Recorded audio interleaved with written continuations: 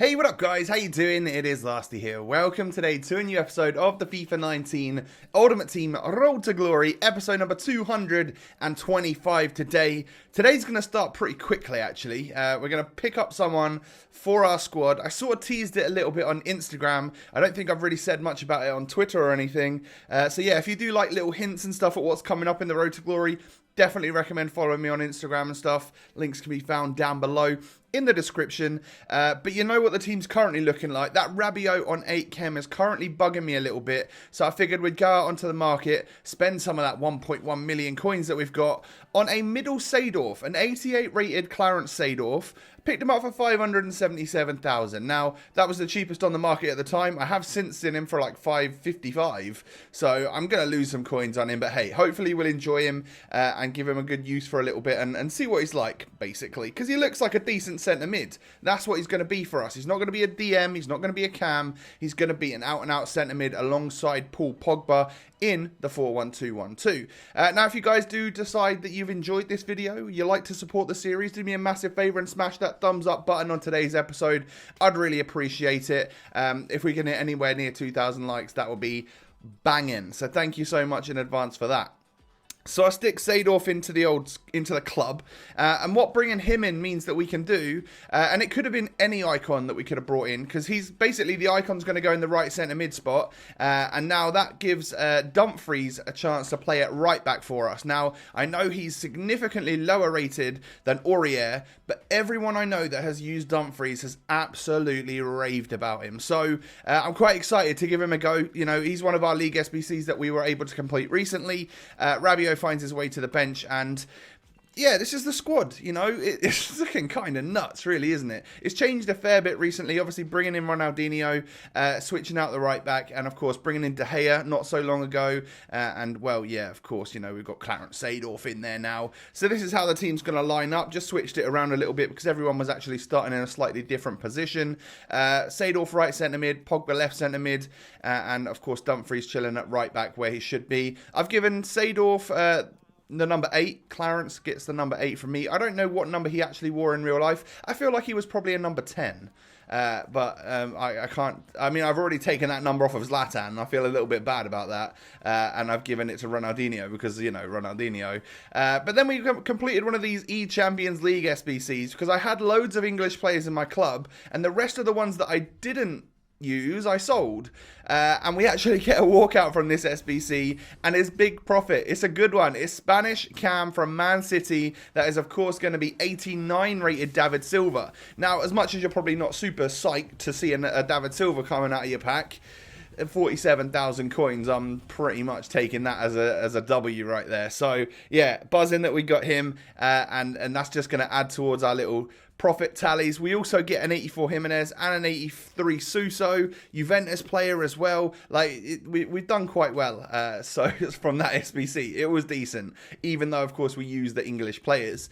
So from one of the random Chinese Super League SBCs, I just luckily got a walkout, and it turned out to be an Inter Milan centre back who is of course known as Skriniar, 86 overall rated. So you know, a low rated walkout for what it is, but you know what? That's like 19,000 coins from one of the Chinese Super League squads, which I basically had every single player for. Maybe had to buy 1 or 2 players. So yeah, good profit on that one. And considering that we bought Seedorf for nearly 600,000 and we had 1.1 million, you know, we've gone back up in coins a fair amount, I would say. Actually done really good work in terms of making money in this episode, whether it be from the E-Champions League SBC or from random league SBCs that I've been completing along the way. So I'm randomly going out here, and I picked up a very cheap Javi Martinez. That was about 1,000 coins cheaper than the rest, because I'm going to complete Max Kruse. Now, this is an SBC which I can complete with buying just one player, and that player is Javi Martinez. Every other player I had in my club already, and a lot of them, like Kramaric, Thorgan, Hazard, Casteels, like loads and loads of the 83s that I'm using here. I've got multiple versions of them on my transfer list from where I've packed them as duplicates. So, and in this squad right here, like Bauman, Balotelli, Luis Gustavo, I've got tons and tons of these players on my transfer list. So I was happy to submit these ones, knowing that I'm going to get an 87 rated player of the month out of it, but more so for the packs. If we can get something from these packs, then it will be a very cheap 87 for us to submit into an SBC along the line. So yeah, that's basically the reason why we did it. And if you haven't done this, it's a 33,000 coin SBC, and you might already have some stuff in your club anyway, and you do get this player from it, you do get 2 packs from it. It's pretty much like, even if you kind of get nothing from the packs, it's basically like buying an 87 for fairly cheap.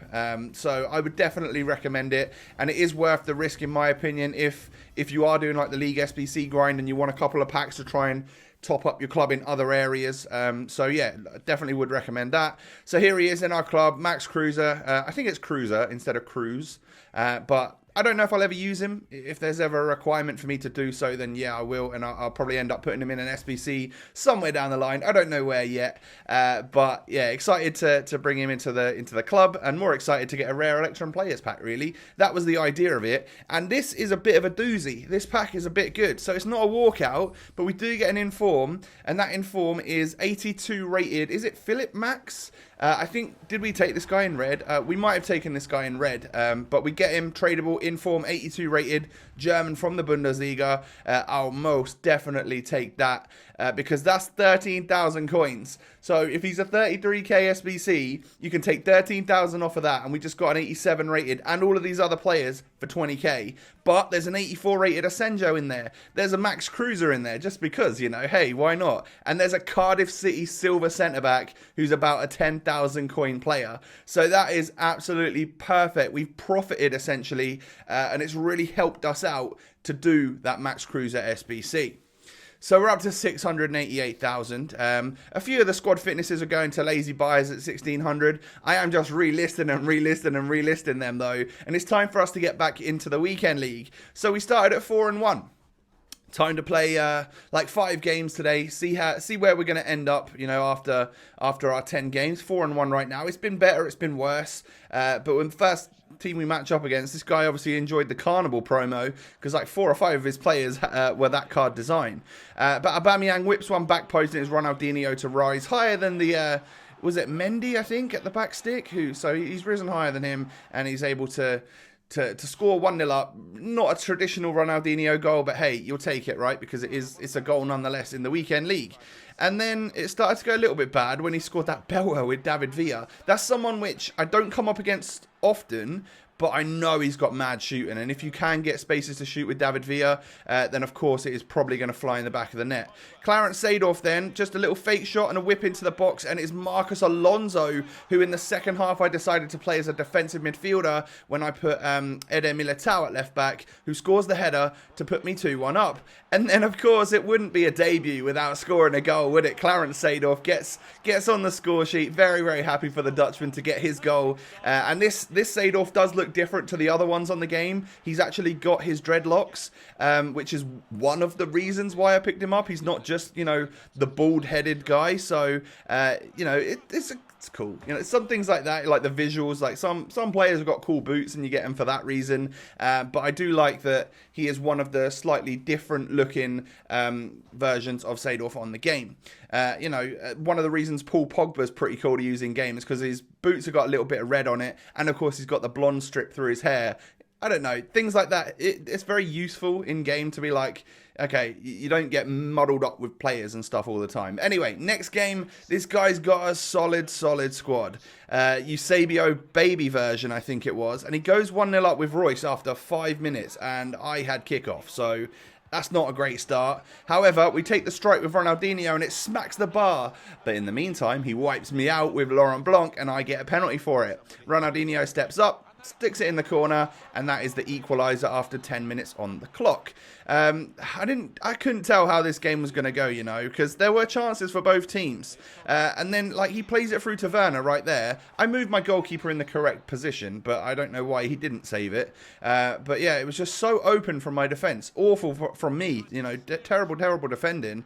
But I get an opportunity to just tap that one into the back of the net with Aubameyang, and it's 2-2 at half-time. Very similar match. I would say that I guess he was slightly up from me at half-time, but then I was slightly ahead of him at the 90-minute whistle. So we went all the way to freaking penalties. Now, this is one of the longest shootouts I've had, and you're going to have to just keep up. You know, check that top left corner whenever you can see the score. Because it's 1-1 at the moment, I'm pretty sure. We both missed our first one. It's 2-1 to me right now. He then steps up and scores. So we're level at the moment. You know, I need to score this with Ronaldinho, but I don't. So if my opponent scores this, which he does, he's now in the lead. It's +1 advantage to my opponent. Pogba steps up, and I tell you what, I'm literally just going like that with the analog stick because I hate how slow his run-up is. It always gives it away as to where he's going to go. But we level it out because we save his penalty, but then he saves our next one. So it's +1 to my opponent again if he scores, but he doesn't. We are now fully level in this game. And of course, it is sudden death at this point in time. I score, he scores.